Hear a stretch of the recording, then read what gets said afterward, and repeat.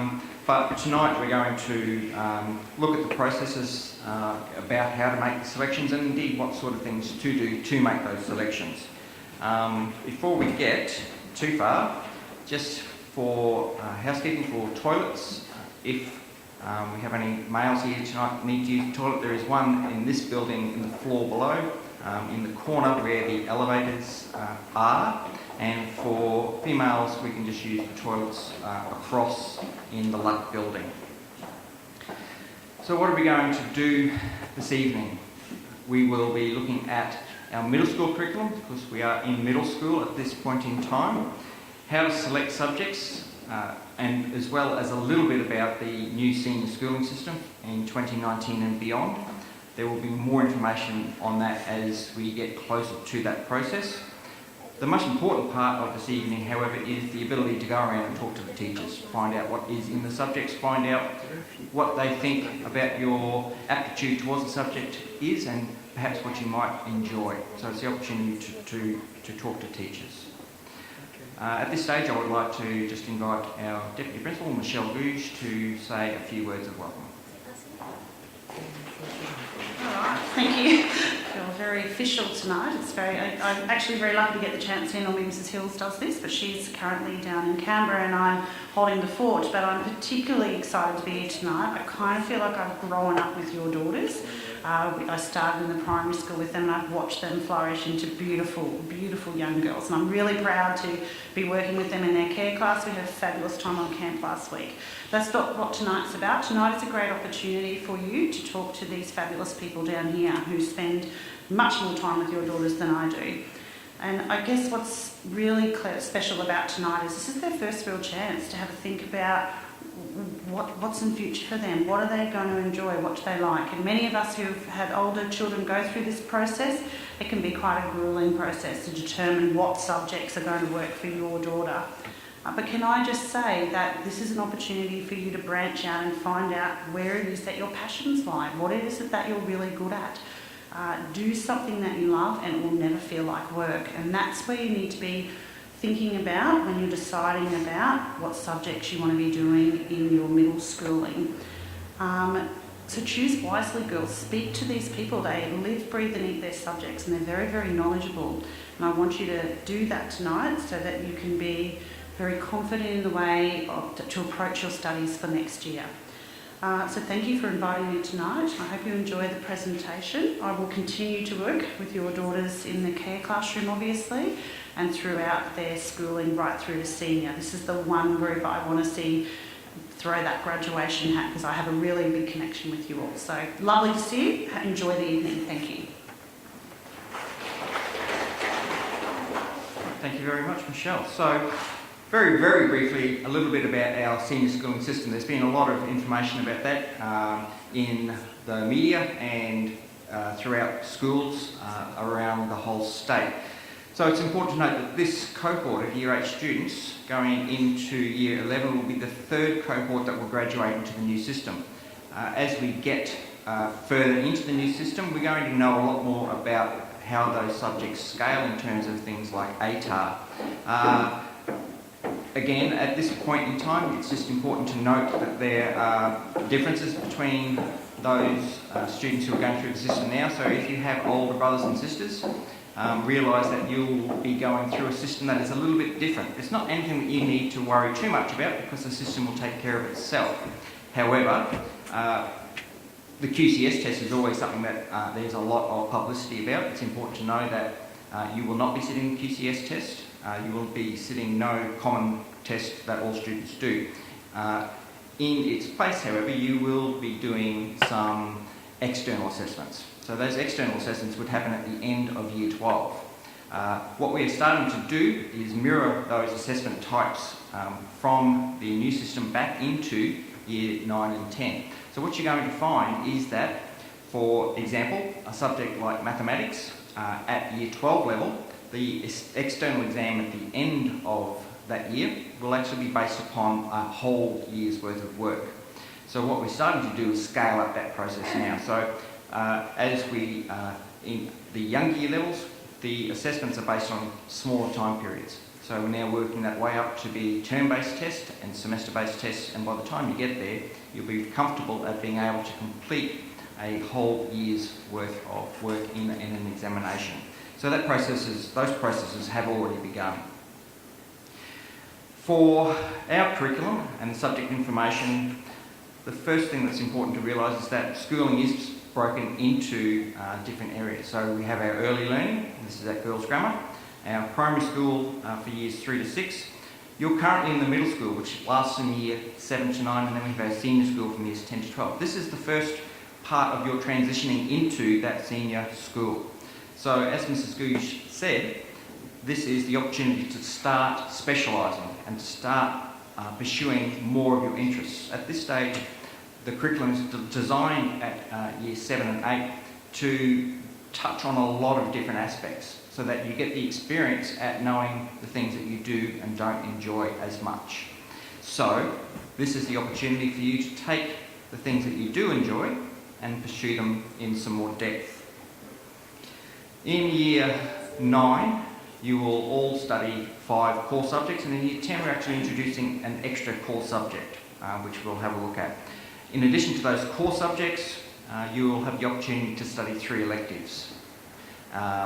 And again, we'll have a look at what those electives are. So what you're starting to find is that the curriculum that you're following is becoming narrower and deeper. Okay, at the moment you're still studying a fairly broad curriculum and studying a lot of different subject areas. We're starting to focus that in. This will continue to happen in year 11 and 12. It will continue to focus in, and those of you, of course, who choose to go to university will focus that in very, very narrowly indeed. So what are those core subjects? Well, they're the same core subjects as you study now. English, mathematics, science, humanities and social sciences, pardon me, and physical activity. In year 10, we're going to get students to do a Certificate 2 in Skills for Work and Vocational Pathways. The content behind that is to get students work ready, but there's also some inbuilt advantages in terms of your qualifications for year 11 and 12. So the goal is for all of our students to achieve a Queensland Certificate of Education. You need to accrue 20 points, you need to satisfy literacy and numeracy requirements. By completing that Certificate 2 in year 10, you'll actually have accrued 4 of the 20 points you need. You will have satisfied literacy requirements and you would have satisfied numeracy requirements. So it's giving you a really strong head start into your senior schooling. As is the case now with your mathematics, we are splitting that into the 3 areas which will follow through into year 11 and 12. So those are mathematics essentials, general mathematics, and mathematics methods. One of the processes tonight will be to choose the mathematics subject that you would prefer to be in. Now, elective subjects. We are offering currently 10 elective subjects and we're asking you to choose 3. So those are, as you can see, agricultural science, business, dance, drama, home ec hospitality, digital technologies, music, physical education, Spanish, and visual art and design. If we just go back to our core subjects, you'll see that we have a subject called physical activity.